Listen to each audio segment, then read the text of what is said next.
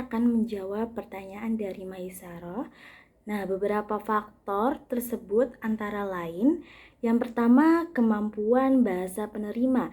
Tingkat kemampuan bahasa penerima yang lebih rendah akan mempengaruhi pelafalan bahasa penerima yang lebih tinggi saat menghadapi hambatan berbagai bahasa.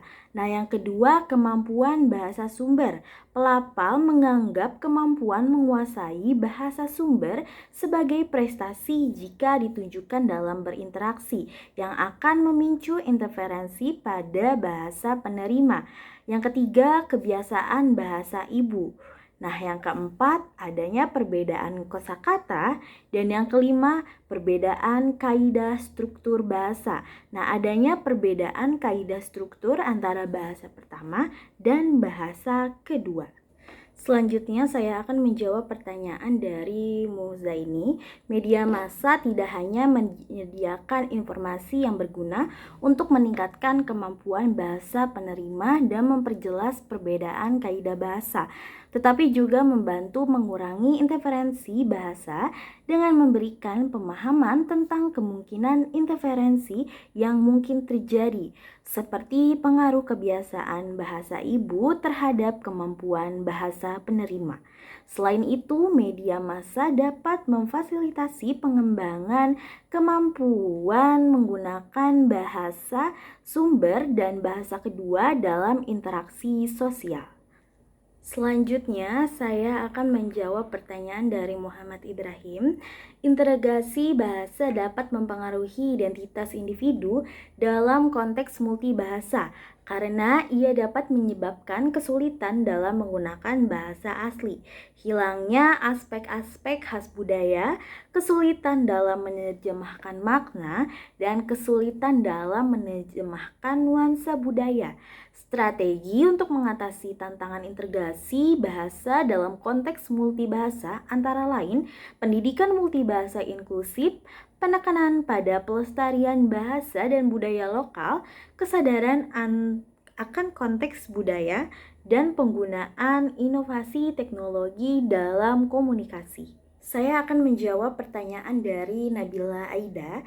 Jika terjadi interferensi dan integrasi pada penutur bahasa Indonesia, miskinnya kosakata bahasa Indonesia dapat termasuk sebagai penyebab terjadinya interferensi dan integrasi.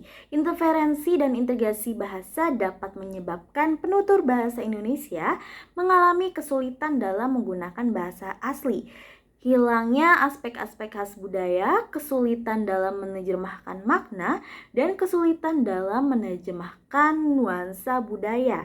Miskinnya kosakata bahasa Indonesia dapat menjadi satu dari beberapa faktor yang menggambarkan kekurangan dalam kemampuan menggunakan bahasa Indonesia, yang dapat menggambarkan kesulitan dalam menggunakan bahasa asli, hingga hilangnya aspek-aspek khas budaya, kesulitan dalam menerjemahkan makna, dan kesulitan dalam menerjemahkan nuansa budaya. Saya akan menjawab pertanyaan dari Nabila Amalia.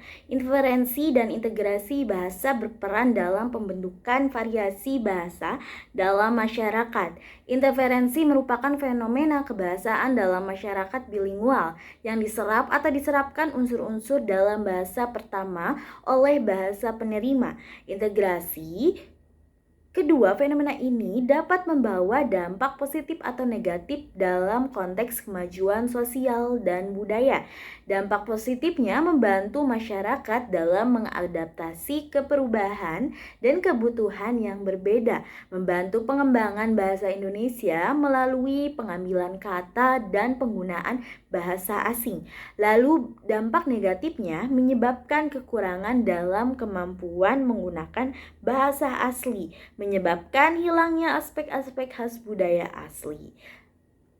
Saya akan menjawab pertanyaan dari Nadia Ramadhani. Interferensi bahasa ibu dapat mempengaruhi penguasaan bahasa kedua pada penutur bilingual. Interferensi bahasa ibu terjadi karena penguasaan bahasa ibu yang kuat dapat menyebabkan penutur bilingual menggunakan unsur-unsur bahasa ibu dalam bahasa kedua. Hal ini dapat menyebabkan kekurangan dalam penguasaan bahasa kedua, seperti kesulitan dalam menggunakan bahasa kedua secara tepat dan mengenal arti kata-kata yang berbeda. Interferensi bahasa ibu juga dapat menyebabkan integrasi bahasa yang merupakan penggunaan unsur-unsur bahasa asing dalam bahasa penerima. Integrasi dapat berupa interferensi pengiringan, ketatabahasaan target, interferensi substitusi, dan interferensi penerjemahan konsep. Saya akan menjawab pertanyaan dari Nadia Putri. Guru dapat menggunakan pengetahuan tentang interferensi bahasa untuk mendesain pembelajaran yang lebih efektif bagi siswa multibahasa dengan melakukan analisis kontrastif yang didasarkan pada perbedaan bahasa pertama, bahasa ibu, dan bahasa kedua yang dipelajari. Dalam analisis kontrastif, guru dapat membandingkan struktur bahasa pertama dan bahasa kedua, memprediksi kesulitan belajar dan kesalahan berbahasa, memilih bahan pengajaran, serta menentukan cara penyajian bahan yang tepat dalam rangka mengurangi interferensi dan mengoptimalkan pengembangan kemampuan bahasa kedua. Dengan pengetahuan tentang interferensi bahasa, guru dapat membantu siswa multibahasa dalam mengembangkan kemampuan bahasa kedua yang lebih baik, yang dapat mengurangi interferensi dan mengoptimalkan pengembangan kemampuan bahasa kedua. Selanjutnya saya akan menjawab pertanyaan Nanda Nabila. Faktor-faktor pendorong utamanya. Yang pertama, pembelajaran bahasa Inggris sebagai bahasa pendidikan. Yang kedua, penggunaan bahasa Inggris dalam komunikasi internasional. Yang ketiga, media massa dan teknologi. Yang keempat, kerjasama internasional. Lalu ada pun dampak positifnya, itu integrasi. Pemahaman bahasa Inggris dapat membantu masyarakat dalam mengadaptasi ke perubahan dan kebutuhan yang berbeda. Lalu dampak negatifnya sendiri, integrasi pemahaman bahasa Inggris dapat menyebabkan kesulitan dalam menggunakan bahasa asli, serta hilangnya aspek-aspek khas budaya aslinya. Saya akan menjawab pertanyaan dari Neneng Nur Hasanah. Integrasi audial dalam proses penerjemahan memiliki dampak signifikan terhadap keakuratan dan kesesuaian hasil terjemahan dengan teks aslinya dibandingkan dengan pendekatan integrasi visual dan integrasi penerjemah langsung. Metode ini melibatkan persepsi pendengar dalam mendengarkan bahasa asli dan mencoba untuk mengucapkan sesuai dengan konteks dan kemampuan penerjemah. Dari perspektif sosiolinguistik, integrasi audial dapat membawa dampak positif dan negatif bagi penerima bahasa. Meskipun membantu masyarakat dalam beradaptasi dengan perubahan dan kebutuhan yang berbeda, serta dalam pengembangan bahasa, integrasi audial juga dapat menyebabkan kesulitan dalam penggunaan bahasa asli, hilangnya aspek budaya, serta kesulitan dalam menerjemahkan ekspresi budaya dan frasa idiomatik. Saya akan menjawab pertanyaan dari Nida Amalia.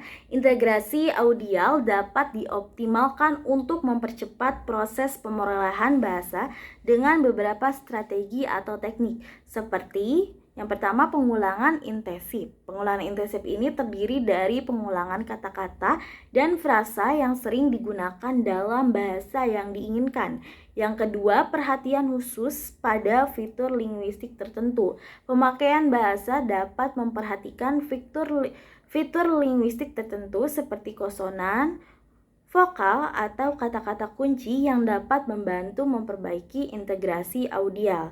Yang terakhir, adanya penggunaan alat bantu audiovisual. Alat bantu audiovisualnya sendiri seperti kasus bahasa, kalender bahasa, atau aplikasi bahasa yang dapat membantu pemakaian bahasa untuk memperbaiki integrasi audial.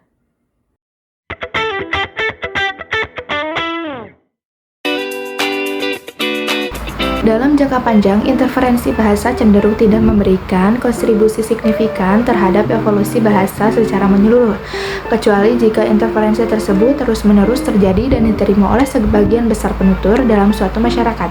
Sedangkan integrasi bahasa memiliki potensi yang lebih besar untuk berkontribusi terhadap evolusi bahasa dalam suatu masyarakat.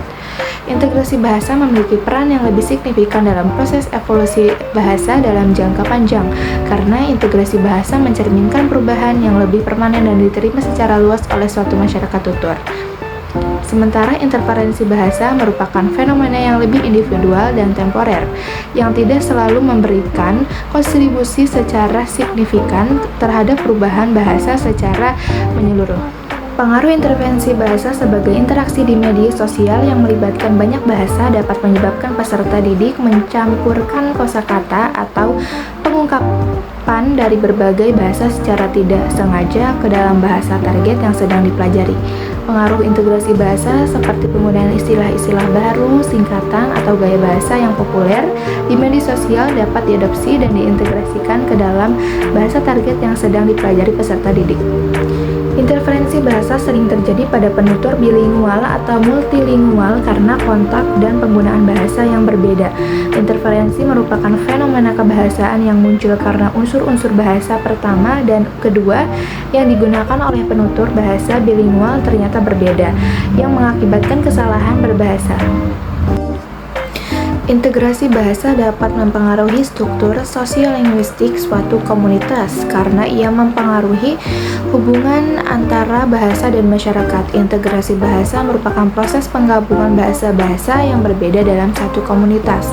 Proses ini dapat berupa pengadopsian, pengadaptasi, atau penggabungan leksikal dari bahasa lain ke dalam bahasa asli. Membiasakan siswa menggunakan struktur dan kaidah bahasa yang benar. Siswa harus diberikan kemahiran dalam menggunakan struktur dan kaidah bahasa yang benar. Peran integrasi bahasa ke dalam pembelajaran bahasa kedua merupakan proses penggabungan kaidah, kosakata, dan kemahiran bahasa yang berbeda dalam satu komunitas. Motivasi yang merupakan salah satu faktor yang memberikan kontribusi terhadap keberhasilan dalam perolehan bahasa kedua. Siswa yang memiliki motivasi kuat akan berusaha memperoleh bahasa kedua dengan tujuan tertentu. Dalam konteks belajar, siswa berada di lingkungan yang menggunakan bahasa yang kedua secara aktif akan lebih mudah memahami dan menggunakan bahasa kedua.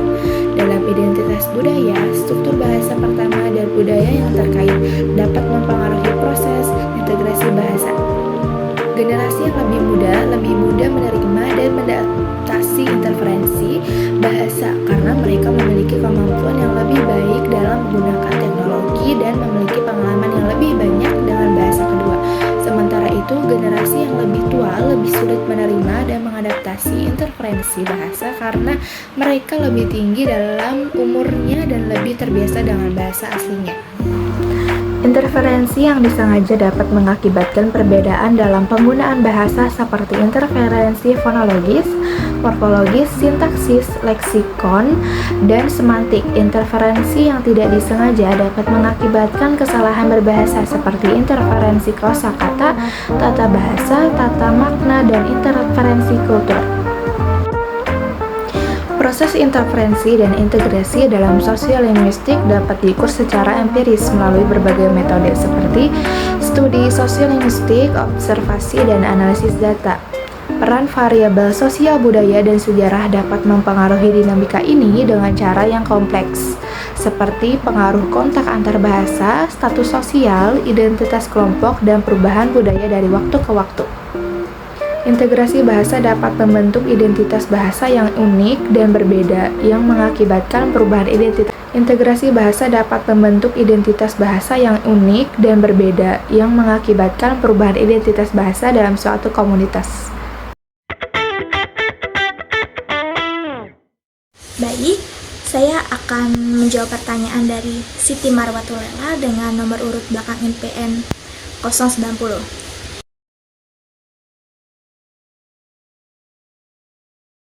Jadi, sikap penutur bahasa dominan dan bahasa minoritas itu masing-masing dapat mempengaruhi tingkat interferensi dan integrasi bahasa dalam masyarakat multibahasa secara signifikan. Ya, misalnya di dalam masyarakat di mana bahasa dominan dianggap lebih prestisius atau penting secara sosial dan ekonomi, maka penutur bahasa minoritas mungkin cenderung mengadopsi bahasa dominan dalam interaksi sehari-hari ya. Jadi hal ini itu dapat menyebabkan tingkat integrasi bahasa yang tinggi di mana fitur-fitur bahasa dominan diserap ke dalam bahasa minoritas secara menyeluruh. Nah, contoh konkretnya ketika penggunaan istilah atau frasa dalam bahasa dominan yang diserap dan digunakan dalam percakapan sehari-hari dalam bahasa minoritas. Nah, namun di sisi lain, jika penutur bahasa minoritas itu mempertahankan sikap yang kuat terhadap bahasa mereka sendiri, mereka mungkin cenderung untuk tidak mengadopsi bahasa dominan dengan mudah. Nah, ini dapat menyebabkan tingkat interferensi yang lebih rendah, di mana pengaruh bahasa dominan dalam bahasa minoritas tidak begitu kuat. Sebagai contoh, dalam komunikasi yang berkomitmen kuat terhadap bahasa minoritas mereka, ya maka penggunaan bahasa minoritas tetap dominan dalam komunikasi sehari-hari dan interferensi dari bahasa dominan dapat dihindari sebisa mungkin. Baik, saya akan menjawab pertanyaan Siti Maulida dengan nomor urut NPM belakang 091. Ya, dengan adanya gangguan pendengaran, mungkin suatu individu juga mengalami kesulitan dalam memproses informasi auditori secara cepat dan akurat. Nah, hal ini dapat membuat mereka sulit mengikuti percakapan yang cepat atau memahami instruksi yang kompleks. Namun, ini tidak berarti bahwa individu dengan gangguan pendengaran sama sekali tidak mampu melakukan integrasi audial. Nah, beberapa individu dengan gangguan pendengaran tetap dapat mengembangkan kemampuan yang luar biasa dalam mengompensasi gangguan pendengaran mereka melalui penggunaan bantuan pendengaran atau melalui latihan yang intensif dalam mengasah kemampuan dalam memproses suara. Oke, baik, saya akan menjawab pertanyaan Stephanie Maranatha dengan NPM belakang 093. Interferensi bahasa itu kan yang merupakan proses perpindahan unsur-unsur bahasa dari satu bahasa ke bahasa lain. Nah, tentunya dapat memiliki dampak positif dan negatif pada perubahan sosial tersebut. Nah, dampak positifnya yang pertama itu dapat memperkaya kemampuannya untuk mengkomunikasikan ide-ide dan konsep-konsep baru. Nah, yang kedua itu dapat meningkatkan efisiensi komunikasi. Yang ketiga, memperkuat identitas budaya. Dan yang keempat, mempromosikan toleransi dan pemahaman. Nah, selanjutnya untuk dampak negatifnya, yang pertama, memicu kebingungan dan kesalahpahaman. Yang kedua, menyebabkan hilangnya keaslian bahasa. Yang ketiga, memperkuat ketidaksetaraan sosial. Dan yang terakhir, yang keempat, itu menimbulkan resistensi dan konflik. Baik, saya akan menjawab pertanyaan Tiara Fatmawati dengan nomor urut NPM belakang 094. Strategi pendidikan bahasa untuk mengurangi dampak negatif interferensi yang pertama itu bisa dengan meningkatkan kesadaran multibahasa dengan mengajarkan siswa tentang konsep interferensi linguistik dan dampaknya baik positif maupun negatif. Nah, yang kedua dengan memperkuat kemampuan bahasa penerima dengan meningkatkan penguasaan tata bahasa, kosakata dan struktur bahasa penerima pada siswa. Yang ketiga, mempromosikan kesetaraan bahasa dengan mendorong penggunaan bahasa minoritas di berbagai bidang kehidupan seperti pendidikan, media, dan pemerintahan. Nah, untuk strategi pendidikan bahasa yang mendukung integrasi bahasa yang sehat, yang pertama bisa dengan mengajarkan multibahasa, yang kedua dengan meningkatkan pemahaman interkultural, yang ketiga mendorong partisipasi masyarakat. Baik, saya akan menjawab pertanyaan Yasi Lestari dengan NPM belakang 095. Interferensi bahasa terjadi ketika pembelajar bahasa kedua secara tidak sengaja itu memindahkan unsur-unsur dari bahasa asli mereka ke dalam bahasa kedua, seringkali menyebabkan kesalahan dalam pengucapan, tata bahasa, dan pemahaman. Ini disebabkan oleh kebiasaan atau kesalahan dalam menerapkan struktur atau kosakata dari bahasa asli ke bahasa kedua. Sementara itu, transfer bahasa melibatkan penggunaan pengetahuan atau keterampilan dari bahasa asli untuk membantu pembelajaran bahasa kedua. Ini bisa berdampak positif atau negatif. Nah, transfer bahasa positif terjadi ketika pengetahuan dari bahasa asli itu mempermudah pemahaman atau produksi dalam bahasa kedua. Sedangkan transfer bahasa negatif terjadi ketika pengetahuan dari bahasa asli mengganggu pemahaman atau produksi dalam bahasa kedua. Selanjutnya saya akan menjawab pertanyaan Zara Hairunisa dengan nomor urut NPM belakang 096. Nah, beberapa strategi yang dapat dilakukan untuk mengurangi kesalahan berbahasa akibat interferensi. Yang pertama, itu dapat dengan penguatan kemampuan bahasa penerima, seperti peningkatan pengetahuan tata bahasa, memperkaya kosakata, meningkatkan kemampuan membaca dan menulis. Nah, yang kedua, itu dengan meningkatkan kesadaran interlinguistik, seperti memperkenalkan konsep interferensi, menganalisis kesalahan berbahasa, dan meningkatkan kesadaran budaya. Nah, yang ketiga dengan penerapan metode pengajaran yang tepat seperti pendekatan komunikatif, pengajaran berbasis tugas, dan penilaian yang berkelanjutan. Nah, yang terakhir yang keempat itu dengan dukungan keluarga dan masyarakat seperti memberikan akses ke sumber daya bahasa, mendukung komunitas bilingual, dan meningkatkan kesadaran orang tua. Oke, selanjutnya saya akan menjawab pertanyaan Alivia Utami dengan nomor urut NPM belakang 098. Ya, ada hubungan antara urgensi penyerapan unsur bahasa dengan perubahan sosial atau politik dalam masyarakat penerima. Urgensi penyerapan bahasa tertentu dapat dipicu oleh perubahan dalam kebijakan pendidikan, kebijakan publik, atau kebutuhan pasar kerja global. Di sisi lain, perubahan sosial atau politik dalam masyarakat dapat memperkuat atau melemahkan urgensi penyerapan bahasa tertentu. Nah, perubahan dalam kebijakan pendidikan, perkembangan ekonomi, perubahan demografis, politik, kesadaran budaya, dan teknologi menjadi faktor yang dapat mempengaruhi urgensi penyerapan unsur bahasa baru oleh masyarakat. Selanjutnya saya akan menjawab pertanyaan Anissa Elsa Putri dengan NPM belakang 99. Integrasi bahasa dalam komunikasi multibahasa mencerminkan dinamika sosial masyarakat dengan cara sebagai berikut. Yang pertama, pembentukan identitas. Itu cara bahasa digunakan mencerminkan identitas individu dan kelompok dalam masyarakat. Yang kedua, hubungan antar kelompok. Integrasi bahasa dapat memperkuat atau mencerminkan ketegangan antar kelompok dalam masyarakat. Nah, yang ketiga, keseimbangan kekuasaan. Jadi bahasa itu dominan mencerminkan kekuatan politik, ekonomi, atau budaya dalam masyarakat. Nah, yang keempat, dinamika migrasi dan globalisasi. Jadi integrasi bahasa itu mencerminkan mobilitas penduduk, hubungan ekonomi internasional, dan pengaruh budaya global dalam masyarakat. Baik, saya akan menjawab pertanyaan Aulia Ira dengan NPM belakang 100. Nah, pertanyaannya sama dengan Tiara Fatmawati, namun fokus pertanyaan sekarang itu pada peran pembelajaran dan pengembangan keterampilan komunikasi dalam mengatasi hambatan interferensi dan meningkatkan kemampuan integrasi informasi. Nah, berikut beberapa contoh yang mungkin dapat terjadi. Yang pertama, penggunaan tata bahasa, kosakata atau struktur kalimat yang tidak sesuai dengan kaidah bahasa penerima. Yang kedua, kesulitan dalam memahami maksud pembicara karena pengaruh bahasa sumber. Dan yang ketiga, kesulitan dalam mengekspresikan ide dan gagasan secara efektif karena terhambat oleh interferensi. Nah, pembelajaran dan pengembangan keterampilan komunikasi dapat membantu meningkatkan kemampuan integrasi informasi dengan cara berikut. Dengan yang pertama, meningkatkan kemampuan berpikir kritis. Yang kedua, meningkatkan kemampuan menyimpulkan. Dan yang ketiga, meningkatkan kemampuan berkomunikasi secara efektif. Interferensi bahasa sering kita temui dalam percakapan sehari-hari, terutama di lingkungan yang multibahasa.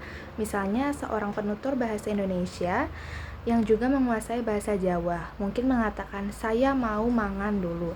Mangan adalah kata dalam bahasa Jawa yang berarti makan. Atau seorang penutur bahasa Inggris yang juga menguasai bahasa Spanyol mungkin mengatakan, "Saya ingin pergi ke La Playa." La Playa adalah kata dalam bahasa Spanyol yang berarti pantai. Baik, yang selanjutnya saya akan menjawab pertanyaan Astri Yuniati Sarinsong. Nah, faktor terbawa kebiasaan bahasa ibu terjadi karena kurangnya kemampuan pelafal untuk berbahasa dengan bahasa penerima. Nah, tingkat kemampuan bahasa ibu yang tergolong tinggi akan mempengaruhi pelafalan bahasa penerima yang tergolong lebih rendah saat menghadapi sebuah hambatan berbahasa. Nah, jika seseorang memiliki kemampuan yang rendah dalam bahasa penerima, mereka mungkin merasa lebih nyaman atau lebih mudah menggunakan bahasa ibu mereka. Hal ini terutama terjadi saat mereka dihadapi pada situasi yang membutuhkan penggunaan bahasa yang kompleks atau formal. Sebagai hasilnya, kecenderungan untuk menggunakan bahasa ibu dapat mengakibatkan interferensi bahasa, di mana unsur-unsur bahasa ibu diadopsi ke dalam bahasa penerima. Baik, saya akan menjawab pertanyaan Asido Christian. Dampaknya yang pertama, kesalahan berbahasa. Ini dapat memuat kesalahan fonologi, yaitu kesulitan dalam mengucapkan bunyi tertentu dalam bahasa baru. Yang kedua, kesalahan morfologi, yaitu kesalahan dalam pembentukan kata. Nah, selanjutnya ada kesalahan sintaksis, kesalahan dalam struktur kalimat. Selanjutnya ada kesalahan semantik, yaitu kesalahpahaman terhadap makna kata atau frasa dalam bahasa baru. Nah, dampak yang kedua itu ketidaklancaran komunikasi terjadi karena penutur terhambat oleh kebiasaan bahasa ibu yang tidak sesuai dengan kaidah bahasa baru. Nah, yang ketiga, kehilangan kepercayaan diri. Nah, yang keempat, hambatan pemahaman terjadi karena penutur terpaku pada struktur dan makna dalam bahasa ibu saja. Nah, yang terakhir, memperlambat proses pembelajaran karena penutur itu membutuhkan waktu yang lebih lama untuk menguasai bahasa baru karena harus mengatasi hambatan interferensi terlebih dahulu.